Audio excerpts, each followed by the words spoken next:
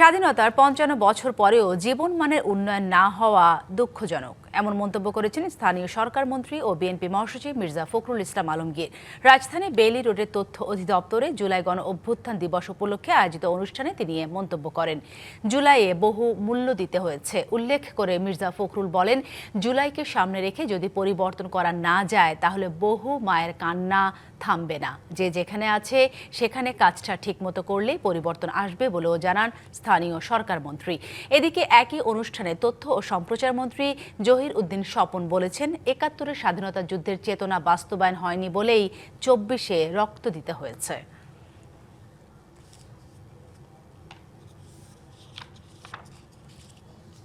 আজ আমরা জুলাই এই শহীদকে স্মরণ করার সময় আমাদেরকে খুব স্পষ্টভাবে বুঝতে হবে, স্বাধীনতা যুদ্ধের পরে যুদ্ধের চেতনাকে প্রতিষ্ঠিত করার বদলে যারা যুদ্ধের প্রকল্পকে ব্যবসার প্রকল্প হিসাবে ব্যবহার করেছিলেন, আমরা জুলাইকে নিয়ে যেন তেমনি কোনো একটি লাভজনক প্রকল্পের কোনো উদ্যোগ তাকে দেখতে না পাই।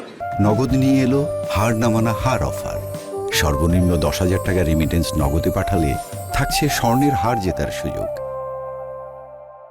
আমরা যদি এই মূল্য দেওয়াটাকে ধারণ করতে না পারি, সেটাকে সামনে রেখে যদি আমরা আপনার পরিবর্তনের চেষ্টা না করতে পারি, তাহলে তো আপনার এই মায়ের এই অশ্রুধারা, এই রক্তস্রোত এমনি এমনি হারিয়ে যাবে। কথাগুলো বলছি অনেক কষ্টে। আমার এই ৪-৫ মাসের মন্ত্রিত্বের অভিজ্ঞতা আপনার একটু বড় দরকার। আমি দেখছি যে কিছুই বদলায়নি।